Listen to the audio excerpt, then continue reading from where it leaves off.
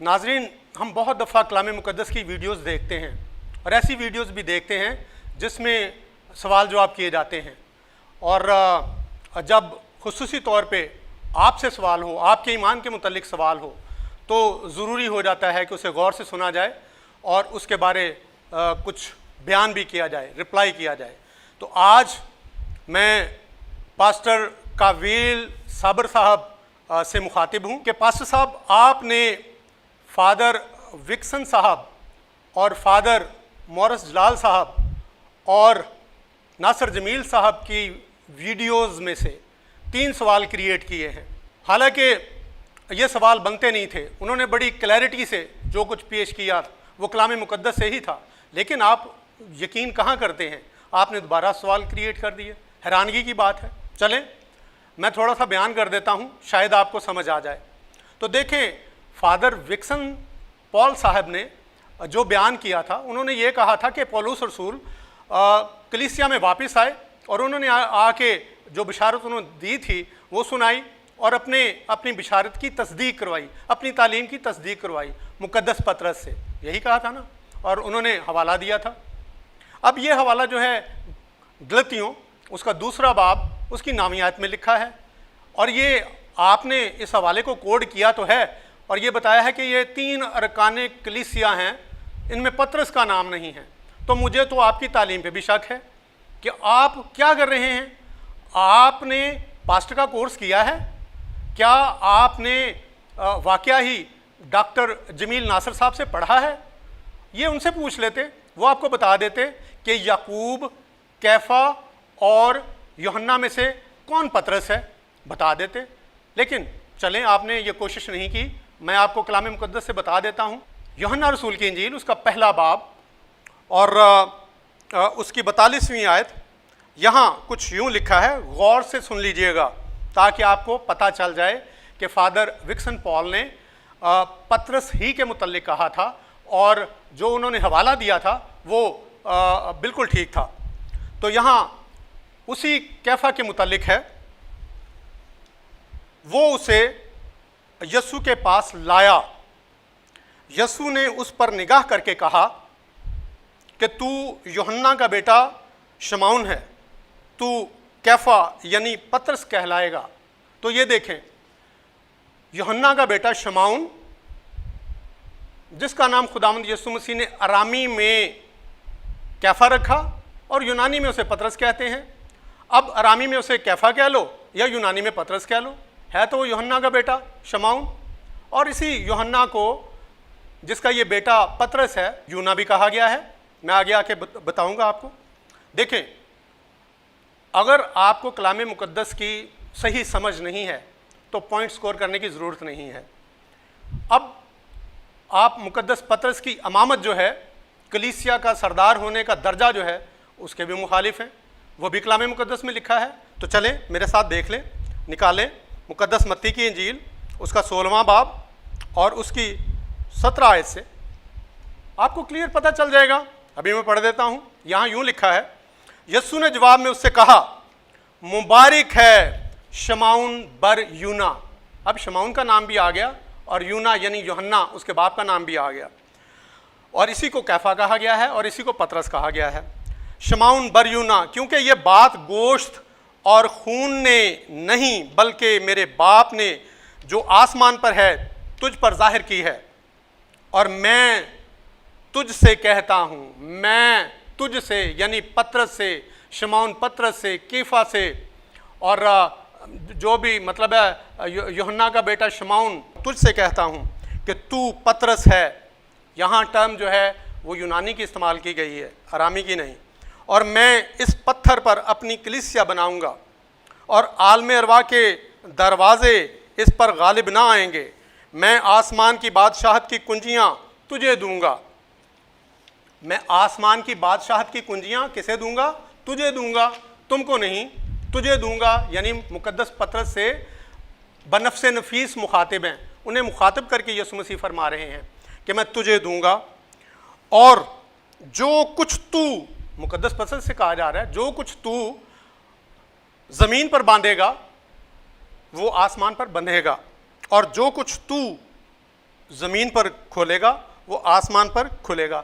تو یہ دیکھیں خداوند یسوع مسیح بنفس نفیس مقدس پطرس کو تو کہہ کے کہہ رہے ہیں، تجھ کہہ رہے ہیں، اور اگر یہاں لفظ جمع کا استعمال کرتے تو سارے رسولوں کے لیے تھا، اور وہ لفظ بھی تمہیں کہتے، تم کو کہتے، یعنی پلورل کے لیے۔ تو یہ دیکھیں کلیئر ہے کہ خداوند یسوع مسیح نے ان 12 رسولوں میں سے 12 شاگردوں میں سے مقدس پطرس کو چنا۔ حیرانگی کی بات ہے آپ کو کلام مقدس کی سمجھ نہیں، اور کلام مقدس کی غلط تفسیر کیے جا رہے ہیں صرف احتجاجی ہونے کے ناطے، اور صرف اپنی کلیسیا کو بڑھانے کے لیے، اپنے ایمانداروں کو اپنے ساتھ لگانے کے لیے۔ حیرانگی کی بات ہے۔ اب میں بات کروں گا بپتسمہ کے متعلق جو آپ نے پوچھا ہے۔ دیکھیں کلام مقدس کو پڑھیں، نئے عہد نامے کو پڑھیں تو آپ کو پتہ چلے گا کہ بچوں کا بپتسمہ جو ہے وہ بھی کلام مقدس کے مطابق ہے۔ اب کلام مقدس میں تو بہت سی مثالیں ہمارے پاس موجود ہیں، وہ ہے اعمال 16 باب 14 آیت۔ یہاں تھواتیرا کے شہر کی لدیا جو ہے وہ اپنے گھرانے سمیت بپتسمہ لیتی ہے، وہ بالغ ہے، وہ ایمان لاتی ہے اور گھرانے سمیت بپتسمہ لیتی ہے۔ اچھا اعمال 16 باب 33 آیت، قید خانے کا دروگا وہ ایمان لاتا ہے۔ ایمان تو وہ ایک شخص لاتا ہے، لیکن خاندان کے لوگ بپتسمہ لیتے ہیں، گھرانے کے لوگ بپتسمہ لیتے ہیں۔ پھر اس کے بعد ہم دیکھتے ہیں اعمال 18 باب 8ویں آیت، عبادت خانے کے سردار کرسپس نے جب کلام سنا، ایمان لایا، تو اس نے اپنے تمام گھرانے سمیت بپتسمہ لیا۔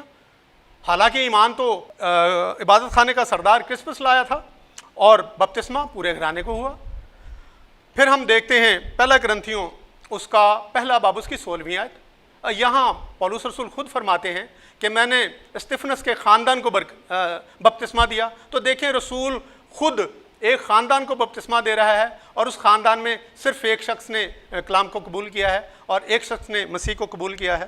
یہ تھی کلام مقدس کی اندرونی گواہی۔ اب میں بیرونی گواہیوں کی طرف آتا ہوں۔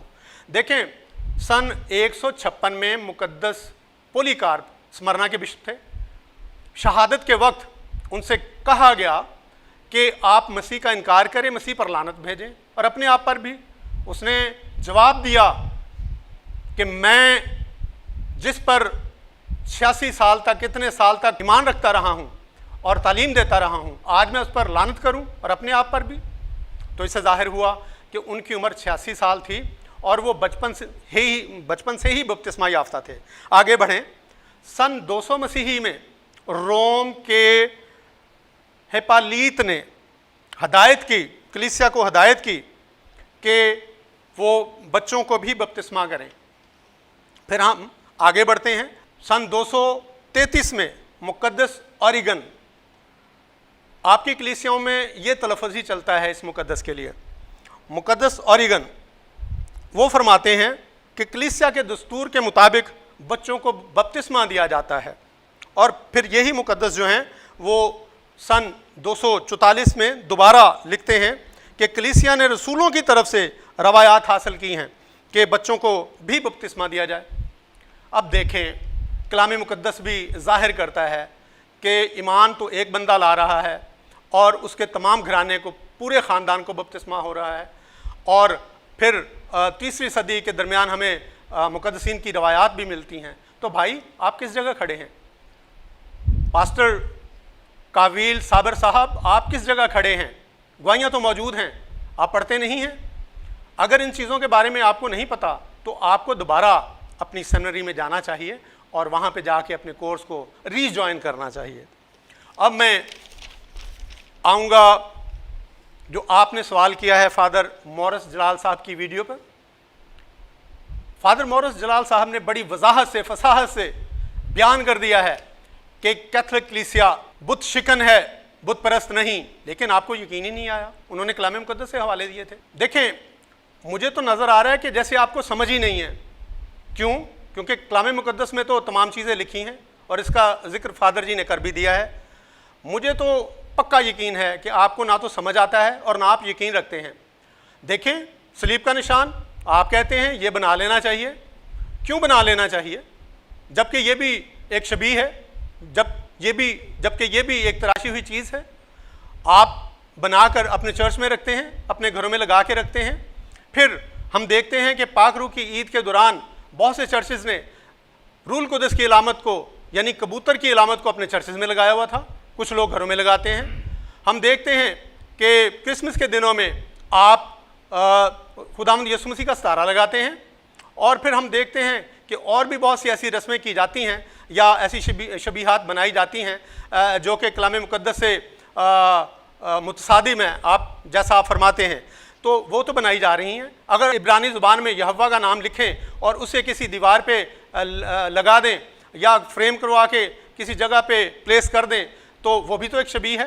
یونانی زبان میں اگر آپ یسوع کا نام لکھ کر اسے فریم کروا کر یا کسی کیلنڈر پہ بہت اچھا چھپوا کر اپنی دیوار پہ لگا دیں، اپنے چرچ میں لگا دیں تو وہ بھی ایک شبیہ ہے۔ دیکھیں، آپ ایک مقام پر کھڑے ہو کر بات کریں، آپ دو کشتیوں میں کیسے پیر رکھ سکتے ہیں؟ آپ اپنے ہی ایمان کی نفی کر رہے ہیں۔ آپ ایک سائڈ پہ کھڑے ہو کے کہیں کہ یہ جو شبیہیں بنانی ہیں یہ کلام کے مطابق ہیں یا نہیں ہیں، آپ ایک سائڈ پہ ہو جائیں، یا تو شبیہوں کی طرف آ جائیں یا پھر شبیہوں سے انکار کر کے صلیب بنانا اور روح القدس کی علامت کبوتر بنانا وہ بھی چھوڑ دیں، خداوند یسوع مسیح کا ستارہ بنانا بھی چھوڑ دیں، یہوہ لکھ کر دیواروں پہ پیسٹ کرنا بھی چھوڑ دیں، یا خداوند یسوع مسیح کے کی رنگز جو ہیں، نام کے کی رنگز جو ہیں وہ بھی بنانا چھوڑ دیں، اور ایسی بہت سی باتیں جو ہیں ان کو چھوڑ دیجئے، کیونکہ وہ شبیہیں ہیں، وہ تصاویر ہیں اور یہ آپ کے ایمان کے مطابق نہیں ہیں۔ تو میرا آپ سے مشورہ ہے کہ آپ دوبارہ تعلیم حاصل کریں اور اچھے طریقے سے اپنی کلیسیا کی رہنمائی کریں تاکہ آپ کی کلیسیا آپ کے ذریعے سے نجات پائے۔ شکریہ۔